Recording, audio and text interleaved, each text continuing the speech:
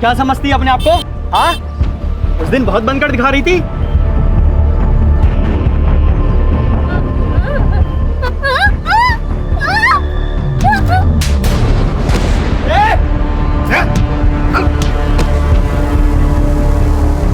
शर्म नहीं आई तुम लोगों को ऐसी घटिया हरकत करते हुए?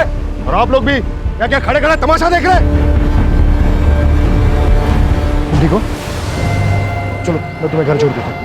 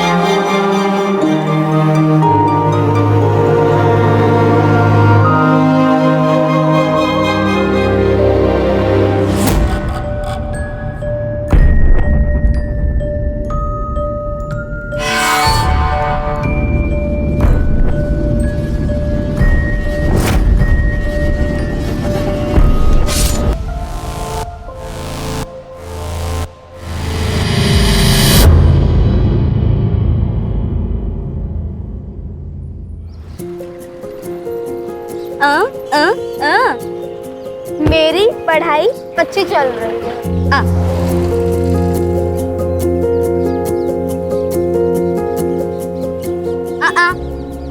ताई प्लीज चॉकलेट खानी है। ताई प्लीज ना, चॉकलेट चाहिए मुझे।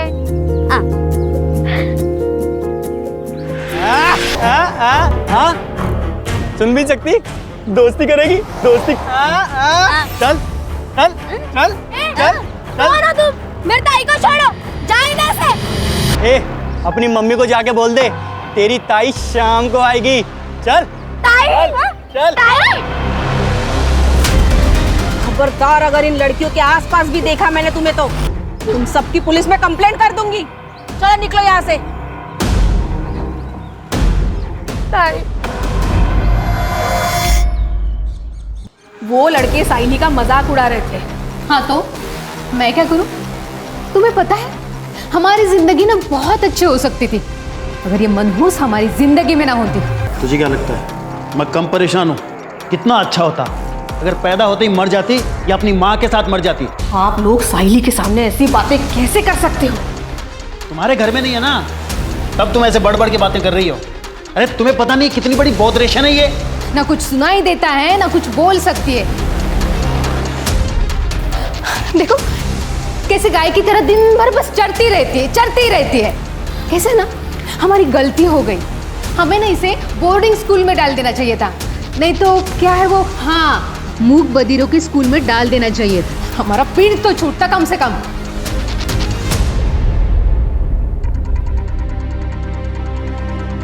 आप लोग ऐसी बातें कैसे कर सकते हो? आप जानते हो वो एक स्पेशल चाइल्ड है। अरे बिना परिवार के परेशान हो जाएगी वो लड़की। उसे प्यार, केयर, एक्स्ट्रा अटेंशन की जरूरत है।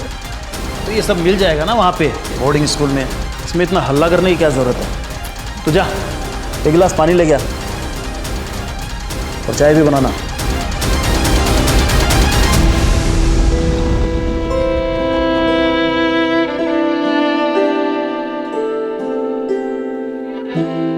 मम्मी पापा तुझे दूर भेजने चाहते। हाँ हाँ हाँ हाँ हाँ हाँ। ताई, अब आपको कैसे समझाऊं?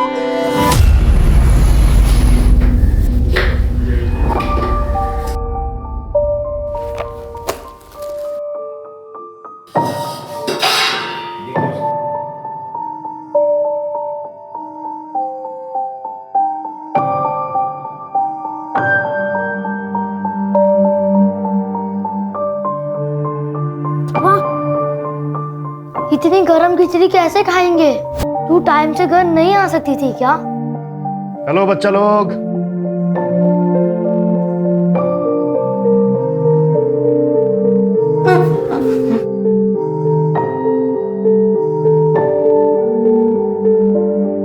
रोहिणी 3-4 घरों में झाड़ू, पोछा, कुटके का काम करती है ताकि उन पैसों से तुम्हें खिला पिला सके और स्कूल भेज सके।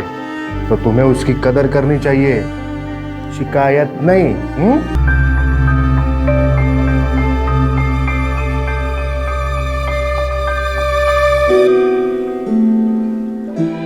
रोहिणी कह रही है कि उसे आने में लेट हुआ इसलिए उसे बुरा लग रहा है, पर पवार साहब की बीवी ने उसे एक्स्ट्रा काम दे दिया था जिसके उसे एक्स्ट्रा पैसे भी मिले और उसी पैसों से वो अपने भाइयों के लिए नए कपड़े भी खरीदेगी। यस।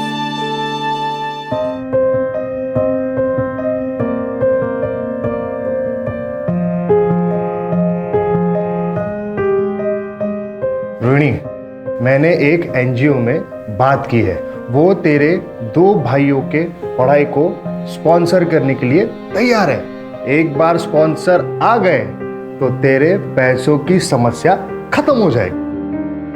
ठीक है, मैं निकलता हूं।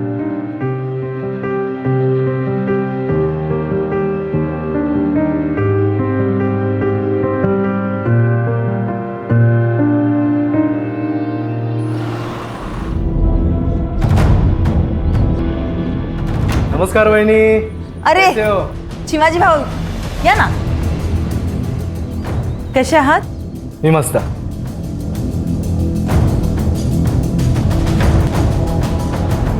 तुम्ही बसा ना, चाय पानी घ्या, मैं इनको बुला के लेके आती हूँ. हो.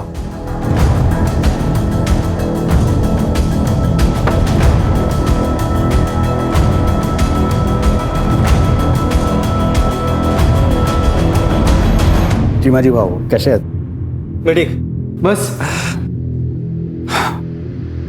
देख संतोष, तू मेरा दोस्त है, इसी नाते मैंने तेरे दोस्त की मदद की, पर तब से वो गायब है, मेरा फोन भी नहीं उठा रहा है वो. देख तू उसे बोल दे कि ठीक से बर्ताव करे, वरना हिसाब चुकाना मुझे अच्छे से आता है, समझा? अरे नहीं नहीं, आप ऐसा कुछ नहीं करेंगे. अब मैं उससे बात करके समझाता हूँ. पवार साहब आ गए. नमस्ते. नमस्कार पवार साहेब. नमस्कार नमस्कार. चले.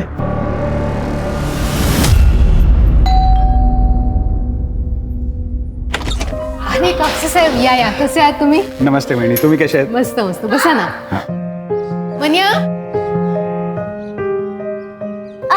ए चल.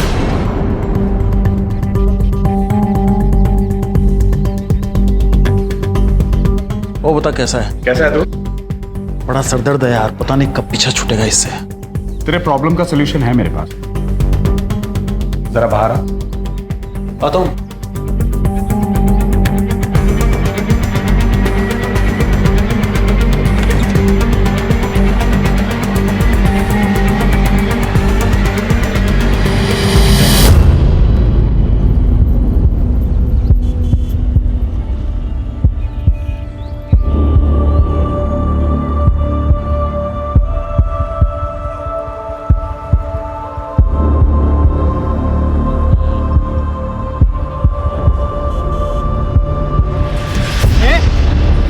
क्या समझती है अपने आप को? हाँ, उस दिन बहुत बनकर दिखा रही थी.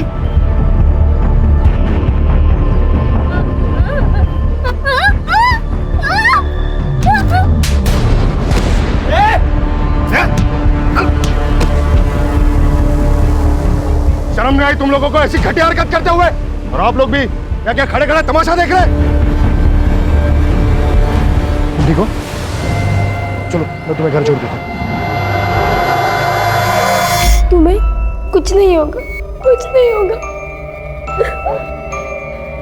देखिए, एक एनजीओ है सहारा, मैं वहीं पे काम करता हूँ. हम साइली को वहाँ भेज सकते हैं. वहाँ ऐसे स्पेशल बच्चों के लिए स्कूल भी है. वहाँ साइली साइन लैंग्वेज यानी इशारों की भाषा भी सीख पाएगी. देखिए, हमें ज्यादा समझाने की जरूरत नहीं है. और क्या ही कर लेगी वो पढ़ लिख कर? हाँ, इसका कोई फायदा नहीं है. मैम? हमें कहीं नहीं भेजना है उसे. देखिए, आप मुझे गलत समझ रही हैं. वहाँ उसका भविष्य. सर, आपने जो कुछ किया उसके लिए आपका बहुत बहुत धन्यवाद. आप प्लीज जाइए सर, प्लीज.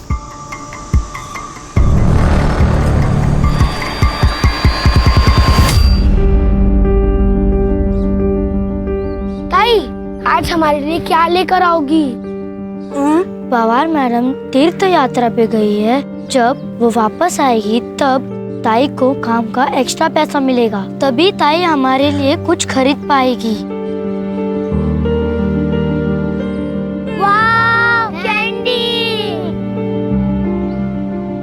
ताई, तू दुनिया की बेस्ट ताई है।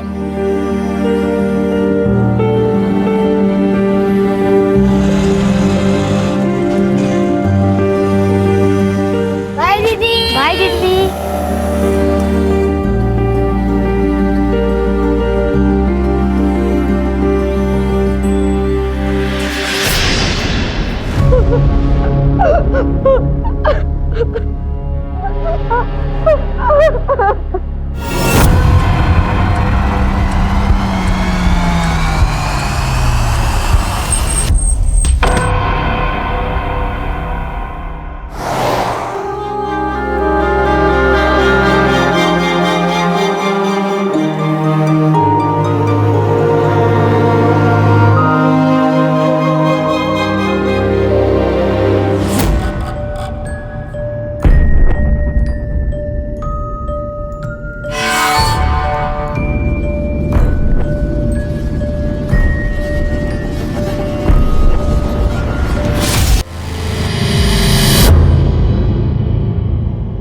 रोना मत बेटा।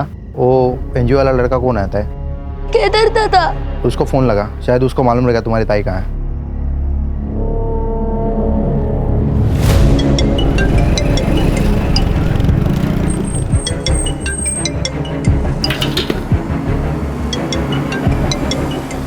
हेलो हेलो केदार दादा, ताई काम से अब तक नहीं आई है, हमें बहुत डर लग रहा है।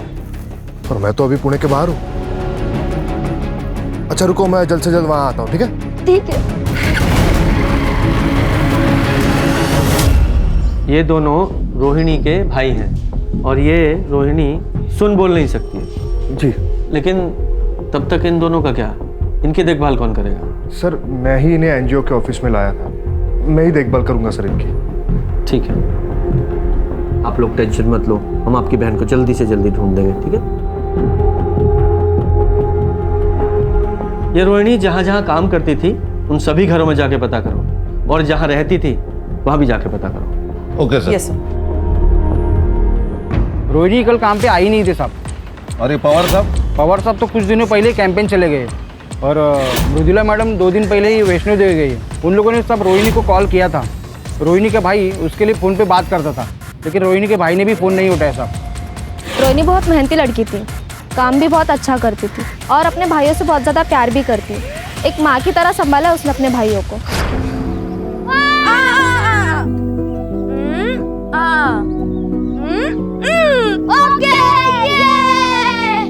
कभी कभी रोहिणी को घर आने में देर हो जाती थी। दोनों लड़कों को बहुत भूख लगती थी, इसीलिए रोहिणी ने एक तरीका निकाला था।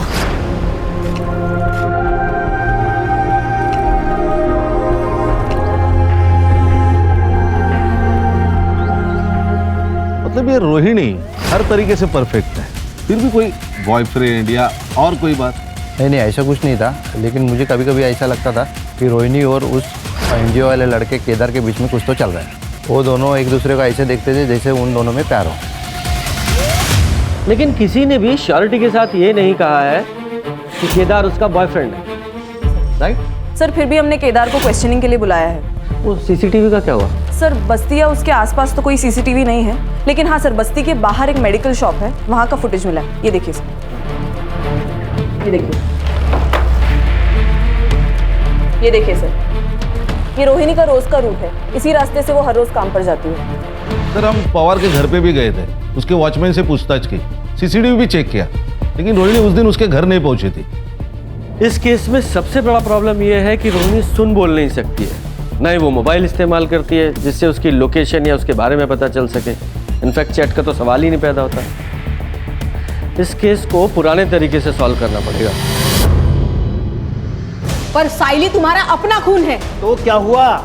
गंदा खून है, मुझे नहीं चाहिए ये अपने घर में। मुझे लड़का चाहिए, और नंदिनी को भी।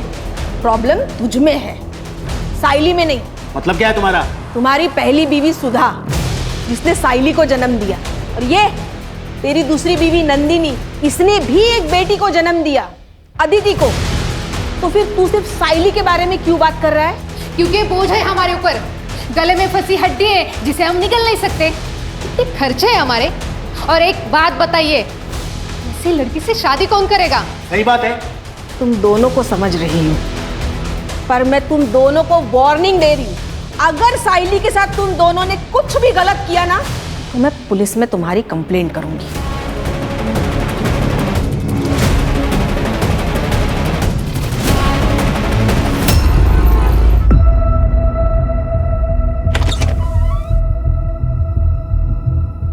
कहाँ है तेरा बाप?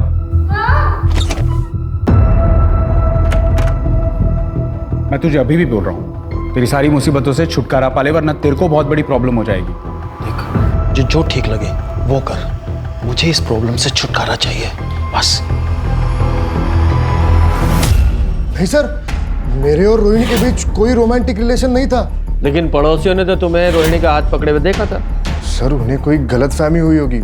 मैं तो बस उसे इमोशनल सपोर्ट देने की कोशिश कर रहा था, क्योंकि मुझे पता है सर, जो लोग बोल और सुन नहीं सकते वो खुद को दुनिया में अकेला महसूस करते हैं। हर्षा, भाई साहब तो बहुत होशियार है। क्या पीएचडी की है सब मामलों में?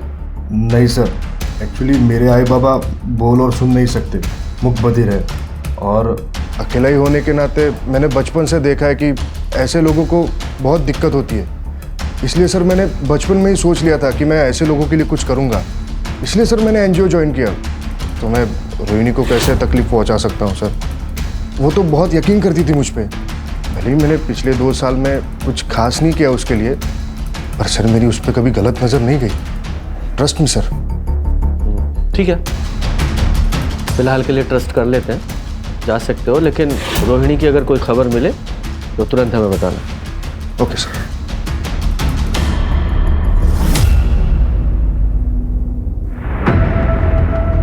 ये रोहिणी जा कहाँ सकती है? अभी तक एक भी क्लू हाथ नहीं लगा है।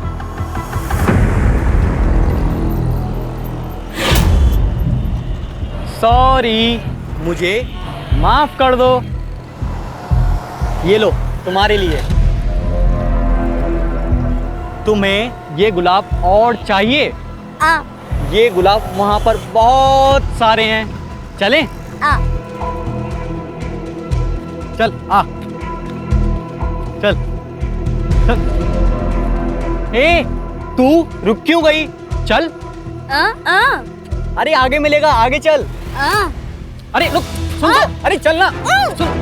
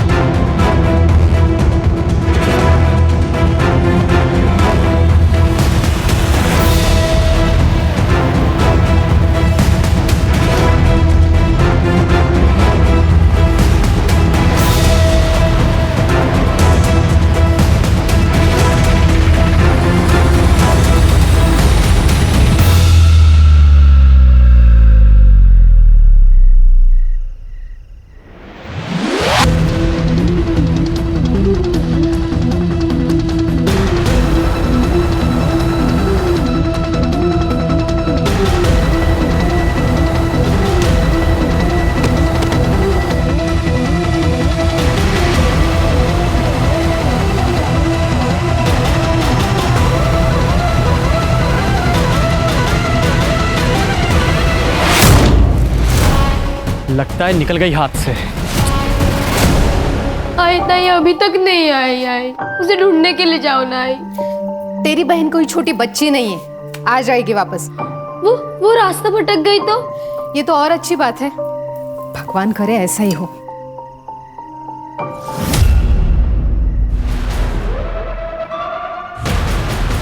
नहीं मिली, एक काम करते हैं, पुलिस के पास चलते हैं।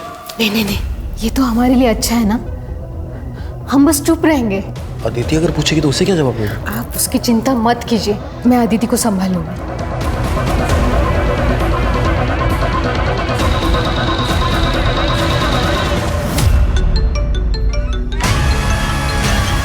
अदिति? हाँ अदिति बेटा। क्या आज दोपहर से ताई घर नहीं आई है? और आई बाबा भी पुलिस के पास नहीं जा रहे। प्लीज सत्या, ताई को ढूंढ दो।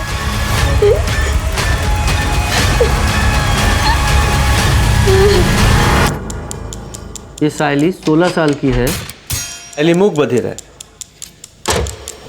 होय साहब, साहब मुझे शक है कि मेरे भाई और उसकी बीवी ने इसे गायब किया है। वो दोनों इससे नफरत करते थे। साहब जल्द से जल्द इसको ढूंढ निकालिए। हाँ बिल्कुल ज़रूर। अच्छा, सायली की पूरी डिटेल्स ले लो, जाइए आप। जी सर, आइए।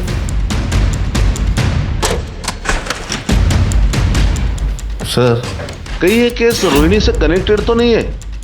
क्योंकि दोनों लड़के अमुक बधिर है और दोनों का एज ग्रुप सेम है। हाँ, लेकिन अभी ये अनुमान लगाना ठीक नहीं होगा। पहले चल के सायली के माँ बाप से मिलते हैं। ओके।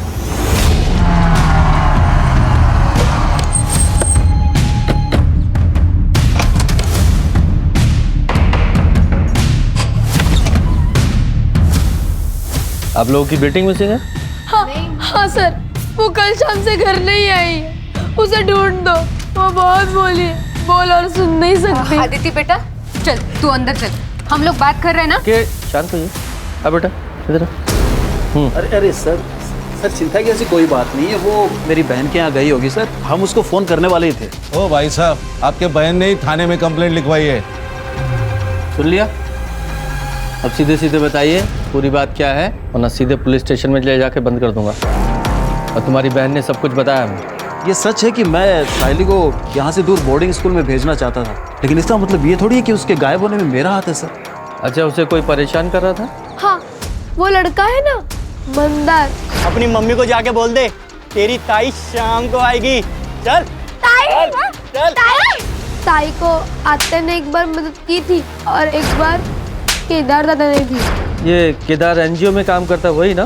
ताई को तो उसने ऐसे ही बताया था कि वो एनजीओ में काम करता है। ठीक है बेटा, आपकी दीदी को हम जल्दी ढूंढ देंगे। हैं? बच्ची का ख्याल रखना।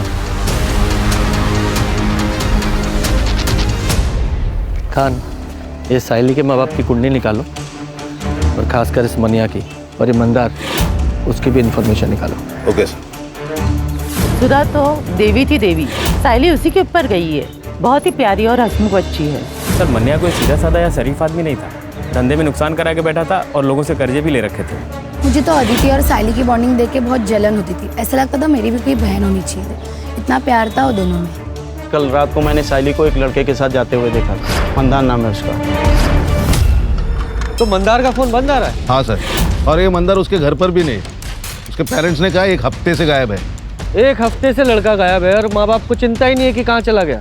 सर, उसके पेरेंट्स ने कहा कि उनका लड़का आवारा है, दोस्तों के साथ कई दिनों तक गायब रहता है। सर, मैं एनजीओ गई थी रोहिणी के भाइयों के बारे में पता करने, तो ये एनजीओ तो 2 दिन पहले ही बंद हो चुका है और दोनों भाई भी गायब है और ये केदार वो भी गायब है। इस केस में हमारे पास 2 सस्पेक्ट हैं और दोनों ही मिसिंग हैं। सर, जंगल में एक डेड बॉडी मिली है।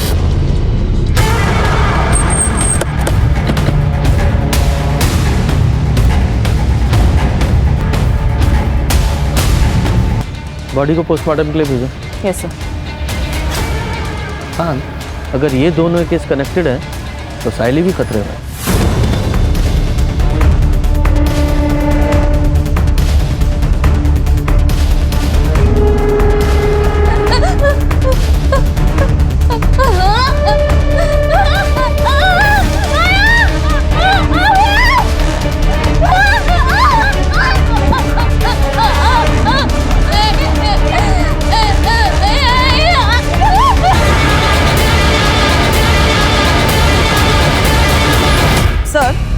मन्या की सीडीआर के अनुसार वो संतोष नाम के एक कॉन्ट्रैक्टर के साथ टच में था और कोई बिजनेसमैन भी है चिमाजी नाम का। इन सबसे बात करनी पड़ेगी, हो सकता है कोई जानकारी हासिल हो। जी सर।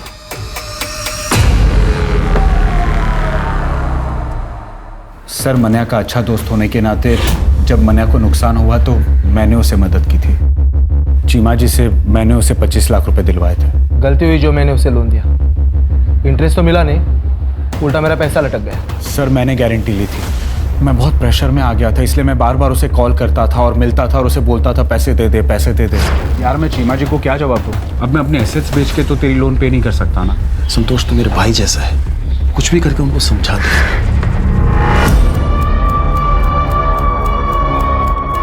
खान, इन लोगों के पास मोटिव तो है साइली को उठाने का, ताकि मनिया पैसे वापस कर सके। नजर रखना इन दोनों पे। सर, ये केदार का फोन अभी अभी स्विच ऑन हुआ है हाईवे के पास। चलो। ये मोबाइल कहाँ से मिला? सब रास्ते में गिरा हुआ था, मैंने उठा लिया। चलो दिखाओ वो जगह। सब यहाँ मिला हुआ था।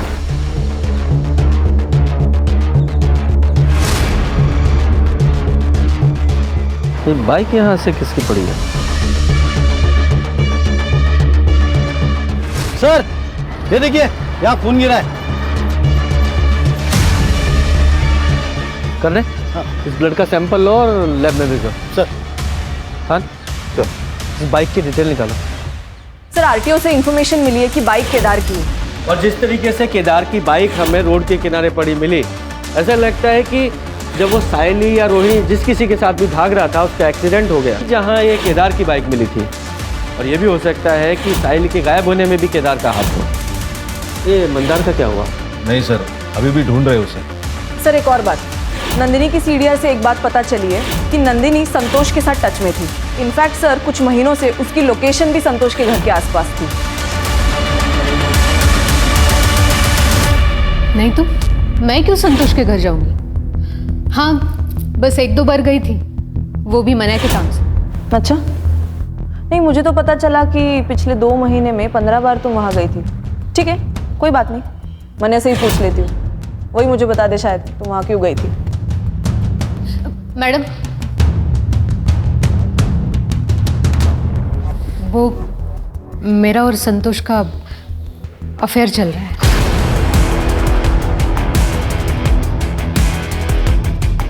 मने और मैं हमेशा से एक बेटा चाहते थे। इनके खानदान में कभी कभार ही बेटे होते हैं। मनिया के बड़े भाई जो औरंगाबाद में रहते हैं, उनकी भी 3 लड़कियां हैं, लेकिन संतोष के 2 बेटे हैं जो बोर्डिंग स्कूल में पढ़ते हैं, और उसका बड़ा भाई, उसे भी 2 बेटे हैं। मैं मनिया को बेटी का गिफ्ट देना चाहती थी, बस इसके लिए मैंने संतोष के साथ अफेयर शुरू किया। इसके अलावा मुझे संतोष से कोई लेना देना नहीं।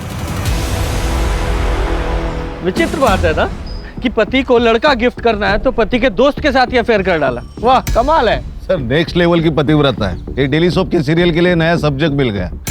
सर, रोहिणी की पीएम रिपोर्ट। रोहिणी की मौत हुई है 19 नवंबर को रात को 10 से 12 बजे के बीच, और रीजन ऑफ डेथ है मल्टीपल स्टैब वुंड्स। रोहिणी 2 हफ्ते प्रेग्नेंट थी, तो ये प्रेगनेंसी तो नहीं उसकी मौत का कारण? पॉसिबल है सर। केदार के बारे में इंफॉर्मेशन मिली, वो सिटी हॉस्पिटल में एडमिट है। पिछले हफ्ते उसका एक्सीडेंट हुआ था, फ्रैक्चर भी है। और एक बात सर, एक बाइक के पास जो ब्लड साइन मिले थे वो केदार के हैं। एनजीओ तो बंद हो गया है सर, क्योंकि वहाँ की लीज खत्म हो गई थी और ओनर ने उसे रिन्यू करने से मना कर दिया था, क्योंकि किसी बिल्डर से उसे उस ज़मीन के लिए अच्छे ऑफर मिल रहे थे। इसलिए रातों रात सर एनजीओ बंद कर दिया गया। रोहिणी के दोनों भाई कहाँ हैं? सर, एनजीओ को टेम्पररी बेसिस पे पुणे शिफ्ट कर दिया गया है। तुषार और तन्मय सर दोनों वहीं पे हैं। मैं पुणे जा ही रहा था कि हाईवे पे मेरा एक्सीडेंट हो गया। भला उन लोगों का जो मुझे हॉस्पिटल लेके आए। तुम्हें पता है? और वो साहिली वो गायब है। मैं तुषार और तन्मय को कैसे बताऊंगा कि बहन मर गई?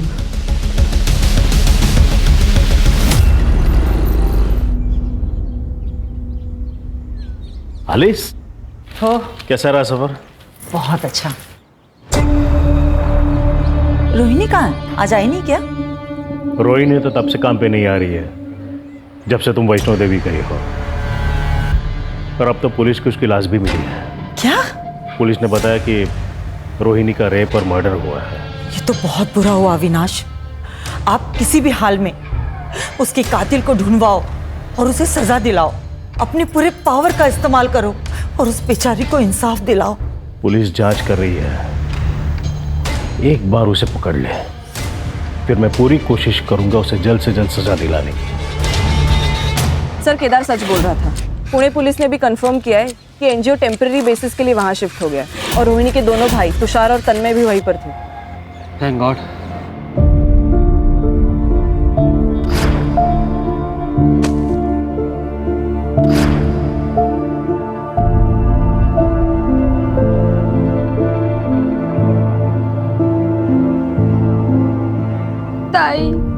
कहाँ हो तुम ताई? जल्दी वापस आओ ना। सर, ये मंदार का फोन मार्केट में बंद हुआ था। ये मंदार के फोन में 2 सिम कार्ड थे, जिसमें से एक सिम कार्ड हमें उसके घर से मिला था।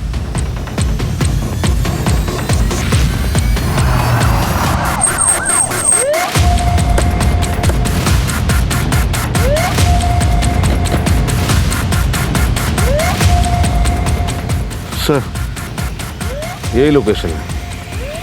चलो चेक करो। जी सर।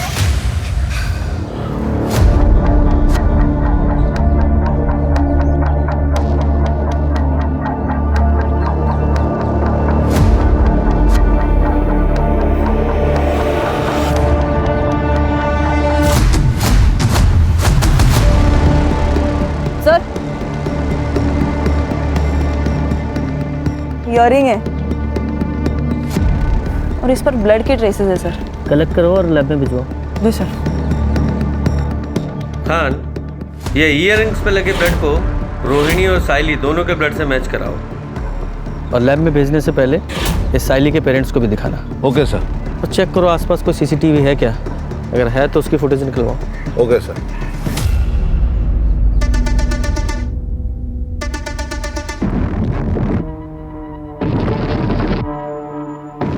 ये तो मेरे ताई के हैं। आप उन्हें लेके नहीं आए? कहाँ है मेरे ताई? बेटा, हम साइली को जल्द से जल्द ढूंढ लेंगे। प्रॉमिस? प्रॉमिस।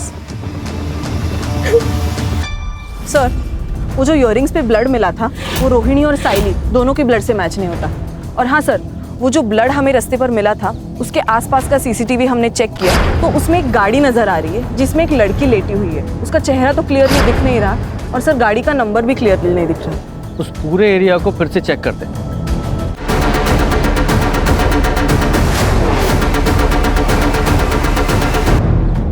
ताला बंद है।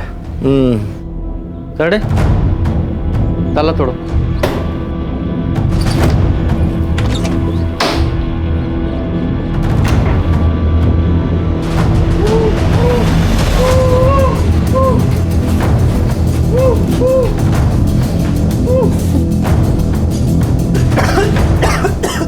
अच्छा, पानी दो।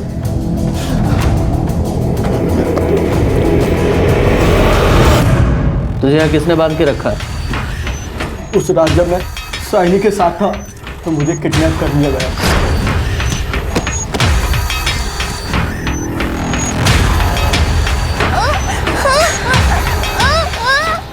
छोड़ इसको! छोड़ इसको! छोड़!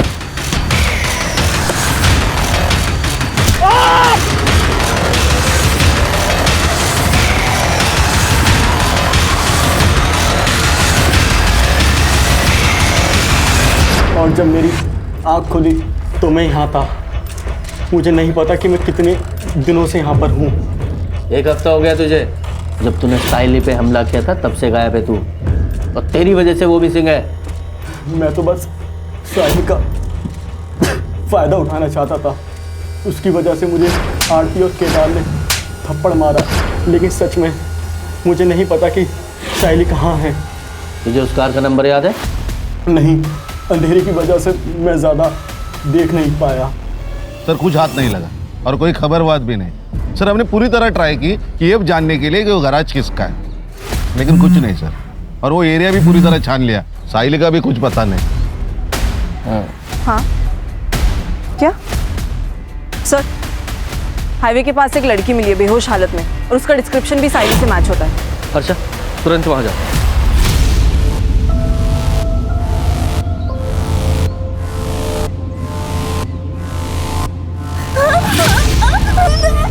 बेटा, डरो मत, हम पुलिस है।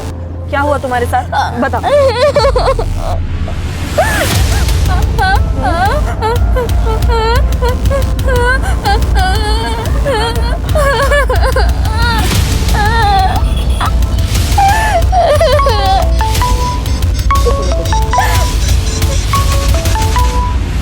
हेलो सर, हम साइली को मेडिकल टेस्ट के लिए लेके जा रहे हैं। और हाँ सर, हमें शायद केदार की मदद लगे। ये क्या कह रही है कुछ समझ नहीं आ रहा सर। Yes sir.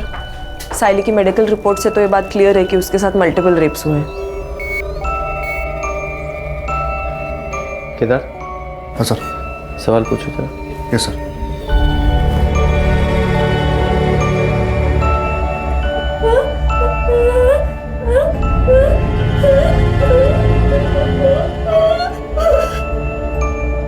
सर मैं कुछ समझ नहीं पा रहा हूँ, ये प्रॉपर साइंस यूज नहीं कर रही है, ये रोहिणी की तरह स्पेशल स्कूल गई नहीं है ना। तो फिर कौन है जो इसकी भाषा समझ सकता है? सर मुझे पता है कि हमारी मदद कौन कर सकता है।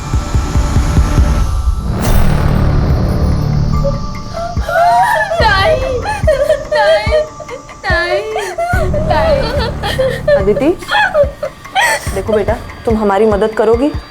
तुम्हारी ताई क्या कहना चाह रही है हमें बताओगी प्लीज? ताकि हम उसके असली गुनहगारों को पकड़ सके। पूछो उसे क्या हुआ था। क्या हुआ था? ताई कह रही है कि वो एक छोटी सी गंदी सी जगह पे थी, वहाँ बहुत अंधेरा था और एक चारपाई थी और वहाँ 3 आदमी थे। बाद में क्या हुआ, वो 3 आदमी ताई के साथ बहुत गंदा काम करते थे और कल उस चौथे आदमी ने ताई को छोड़ दिया और कहा भाग जाओ। ताई भागी भागी बहुत भागी और भागते भागते बेहोश हो गई। बेटा जरा अपनी ताई से पूछो कि उस चौथे आदमी का चेहरा याद है क्या? उसका स्केच बनवा सकती है? तुम उस चौथे आदमी का स्केच बनवा सकती हो?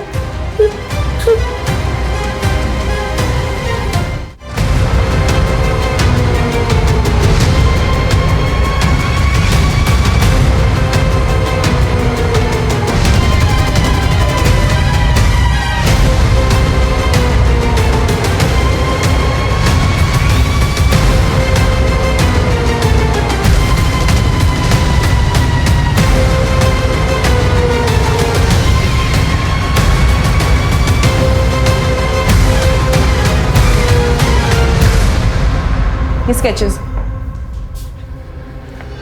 ये संतोष कापसे, चिमाजी गांवकर, अविनाश पवार और ये चौथा आदमी सर। बबलू, ये संतोष का ड्राइवर कम सर्वेंट। इन चारों को उठा के लाओ अभी के अभी। तुम चारों खुद से बोलना शुरू करोगे या हम अपने तरीके से को बुलवाएं? बोलो। सर हम तीनों ने इससे पहले भी अपने अपने घरों के मेड के साथ कई बार रेप किया है और फिर हम उन्हें अच्छे पैसे भी देते थे ताकि वो अपना मुंह बंद रखें। सर हमें कम उम्र की लड़कियों के साथ रेप करने में हमें बहुत मज़ा आता है। और फिर एक दिन पवार साहब ने हमें एक मूक बधिर लड़की रोहिणी के बारे में बताया था। और सबसे बड़ी बात, वो किसी को बता भी नहीं सकती कि हमने उसके साथ क्या किया है। सर बबलू मेरे भरोसे का ड्राइवर कम नौकर है। उसने रोहिणी को पवार साहब के घर जाने से पहले ही किडनैप कर लिया।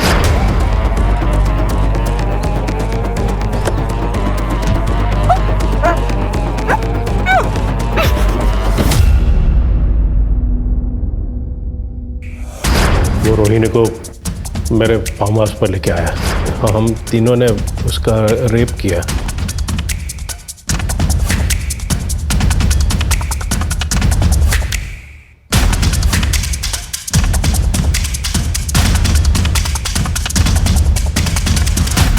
हमने बबलू को भी रेप करने दिया ताकि वो किसी को बता ना सके और अपना मुंह बंद रखे।